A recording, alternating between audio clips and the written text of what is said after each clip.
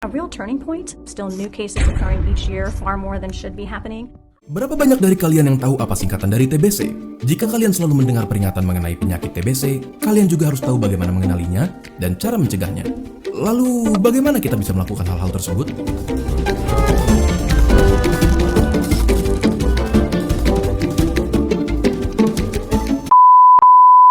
Assalamualaikum warahmatullahi wabarakatuh. Kami dari kelompok 6 farmakologi yang terdiri dari 5 orang. Yang pertama Indah Rohani, yang kedua Viga Mayona Putri, yang ketiga Nurul Ismirolillahi, yang keempat Sonia, dan yang kelima Muhammad Idris.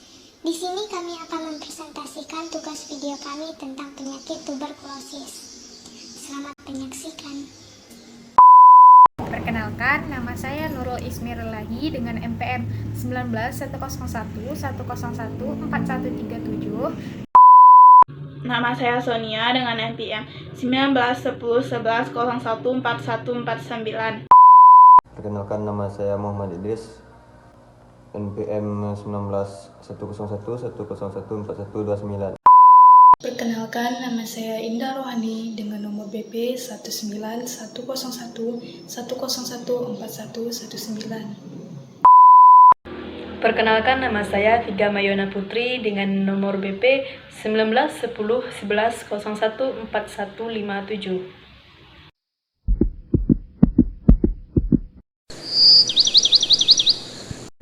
Tuberkulosis atau yang disingkat dengan TBC atau biasanya orang awam menyebut dengan TB adalah suatu jenis penyakit bakteri yang disebabkan oleh Mycobacterium tuberculosis yang berpotensi besar dalam mempengaruhi organ paru-paru.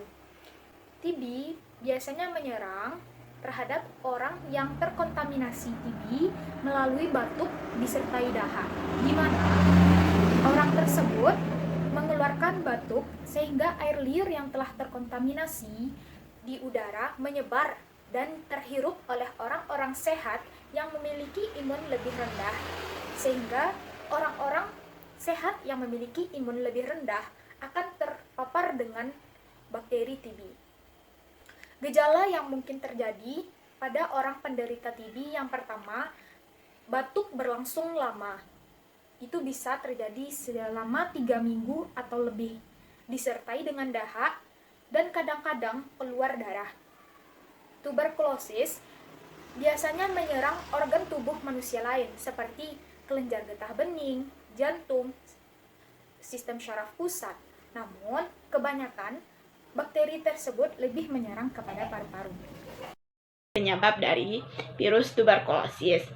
Penyebab dari TBC atau yang sering dikenal dengan tuberkulosis adalah bakteri yang menyebar di udara melalui semburan air liur dari batu atau bersin seorang pengidap TB. Nama bakteri TB adalah Mycobacterium tuberculosis. Ada 2 macam penyakit tuberkulosis, yaitu tuberkulosis ekstraparu dan tuberkulosis paru.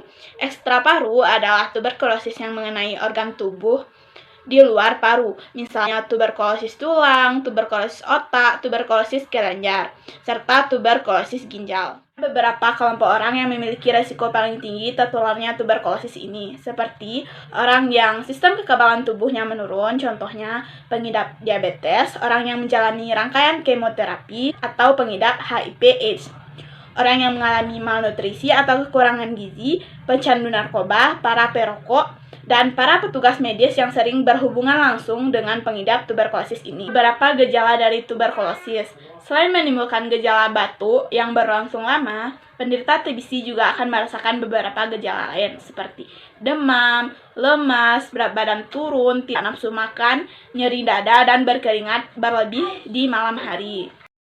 Jumlah kasus TBC yang ada di Indonesia. Indonesia sendiri termasuk 5 besar negara dengan jumlah pengidap tuberkulosis terbanyak di Asia Tenggara dengan jumlah pengidap melampaui 305.000 jiwa pada tahun 2012. Apabila tuberkulosis laten atau TBC tidak dapat pengobatan, maka lebih dari 50% orang pengidap penyakit ini dapat meninggal. Walau begitu, hanya 1 banding 10 kasus yang berkembang menjadi penyakit aktif. Jumlah kasus tuberkulosis yang ditemukan pada tahun 2018 adalah sekitar 566.000 kasus. Angka ini meningkat dari penyakit tuberkulosis yang tercatat pada tahun 2017, yaitu di kisaran 446.000 kasus. Sementara itu jumlah kematian yang tercatat akibat penyakit TBC berdasarkan data WHO 2019 adalah 98.000 jiwa. Selanjutnya yaitu pengobatan tuberkulosis atau yang sering kita kenal dengan penyakit TBC. Nah, adapun pemeriksaan utama yang dilakukan oleh dokter adalah dengan menemukan informasi riwayat keluarga maupun riwayat penyakit yang dialami oleh pengidap. Kemudian pemeriksaan fisik yaitu guna untuk memastikan keluhan kesehatan yang dialami. Pemeriksaan fisik terkait penggunaan stetoskop yaitu untuk memeriksa kondisi paru-paru dan pemeriksaan kelenjar getah bening pada bagian leher. Jika dokter mencurigai adanya kemungkinan penyakit tuberkulosis, maka lanjutan pemeriksaan yang dilakukan adalah mengambil sedikit cairan dahak untuk diperiksa di bawah mikroskop.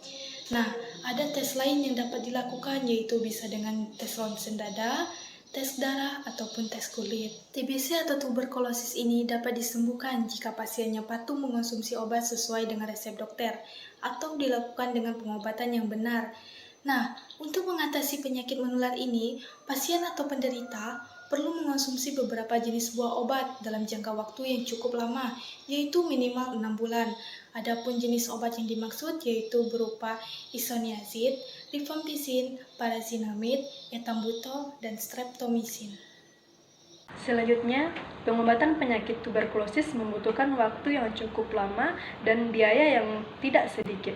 Oleh karena itu, memiliki asuransi kesehatan bisa menjadi pertimbangan, sehingga kita tidak perlu dipusingkan dengan tanggungan biaya saat berobat nanti. Selanjutnya, pencegahan tuberkulosis. Langkah utama yang bisa dilakukan untuk mencegah tuberkulosis adalah dengan menerima vaksin BCG. Di Indonesia, vaksin ini termasuk ke dalam daftar imunisasi wajib dan diberikan sebelum bayi berusia 3 bulan. Vaksin BCG juga dianjurkan bagi anak-anak, remaja maupun orang dewasa. Namun harap diingat bahwa efektivitas vaksin ini akan berkurang pada orang dewasa. Selain itu, pencegahan juga dapat dilakukan dengan cara yang pertama, menggunakan masker saat di tempat ramai. Yang kedua, tutup mulut saat bersin, batuk maupun tertawa. Yang ketiga, tidak membuang dahak dan tidak meludah di sembarang tempat.